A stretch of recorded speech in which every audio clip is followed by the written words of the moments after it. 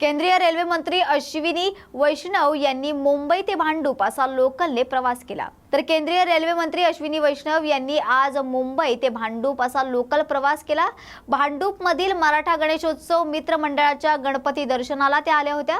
यावेळी वैष्णव यांनी भांडूप मधील प्रसिद्ध असा भाऊचा वडापाववर देखील ताव मारलेला पाहायला मिळाला। यावेळी त्यांनी मुंबईची संस्कृती हे एक युनिक संस्कृती आहे, भाऊच्या वडापाव मध्ये एक आनंद आहे, हा अनुभव पण एक युनिक आहे, खूपच आनंद झाला।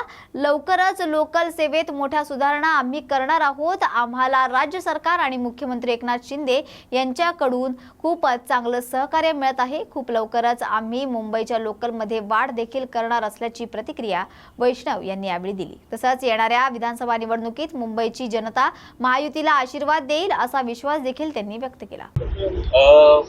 मुंबई की तीन चीजें सर, अभी देख सकते हैं हम लोकल से ट्रैवल किए, गणपति बप्पा के दर्शन किए और वड़ा पाव की टेस्ट ले रहे हो, क्या एक्सपीरियंस है पूरा? मुंबई है। मुंबई का कल्चर एकदम यूनिक कल्चर है और जो आज भाऊ के वड़ा पाव का आनंद है वो भी एक अलग यूनिक एक्सपीरियंस है। बहुत ही आनंद आया।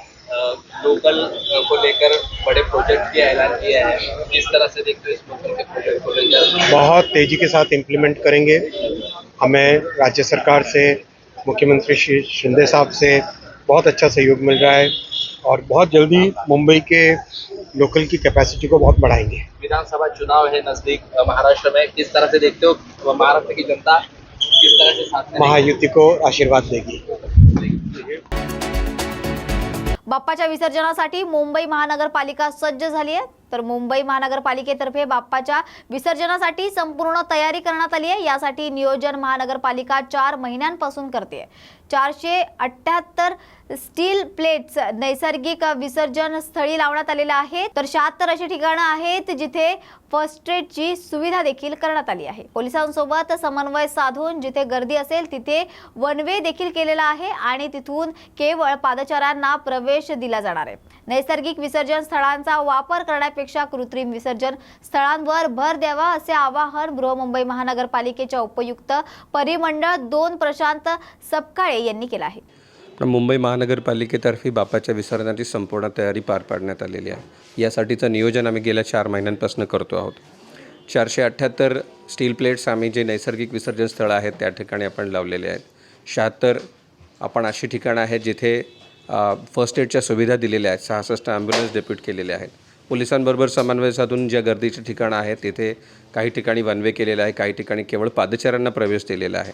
माझी विनंती सर्वांना अशी असेल की नैसर्गिक विसर्जन स्थळांचा वापर करण्यापेक्षा आपण कृत्रिम विसर्जन स्थळांवरती अधिक भर द्यावा। ही सर्व कृत्रिम विसर्जन स्थळं गुगल मॅप्सवर उपलब्ध आहेत, आमच्या QR कोडवरही उपलब्ध आहेत।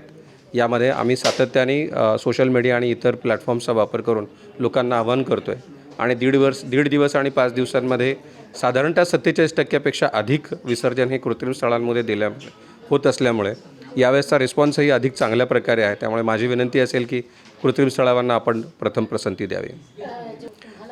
नैसर्गिक विसर्जन स्थळांवरती साधारणतः रात्रीच्या 2 वाजेपर्यंत किंवा 3 वाजेपर्यंत हे बाप्पाच्या विसर्जनाचं काम चालतं आणि त्यानंतर लगेच आमची टीम सुरू होते काम करायला। फक्त भरती आणि होटीच्या वेळा यामध्ये थोडा समन्वय साधणं आवश्यक असतं।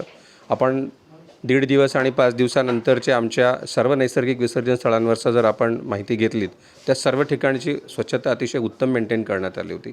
केवळ 12 तासाच्या अवधीत सर्व ठिकाणी संपूर्ण स्वच्छता मिळवण्यात आली होती। काँग्रेस नेते राहुल गांधींच्या विरोधात भाजपकडून निषेध आंदोलन करण्यात आले। तर काँग्रेस नेते राहुल गांधी यांनी आरक्षण संदर्भात केलेल्या वक्तव्याच्या विरोधात भारतीय जनता पार्टीच्या वतीने महात्मा गांधी पुतळ्याजवळ निषेध आंदोलन करण्यात आले। राहुल गांधी यांनी देशाची माफी मागावी अशी मागणी या आंदोलनातून करण्यात आली आहे। तर यावेळी माजी भाजप जिल्हाध्यक्ष सुनील गफाट, खासदार रामदास तडस यासह अनेक आमदार या ठिकाणी उपस्थित होते। तसेच पदाधिकारी आणि कार्यकर्ते देखील उपस्थित होते। ओबीसी आरक्षण एक बहाना है, फिर नहीं आना ये सरकार ने जाना है। ज्यांना ओबीसीचं नेतृत्व मुळात मान्य नाही असा सरकार ओबीसी आरक्षणाची आड घेऊन 2.5 वर्षापासून स्थानिक स्वराज्य संस्थांच्या निवडणुका घेण्यास कोणत्या ना कोणत्या प्रकारे दिरंगाई करत आहे, वेळ काढत आहे।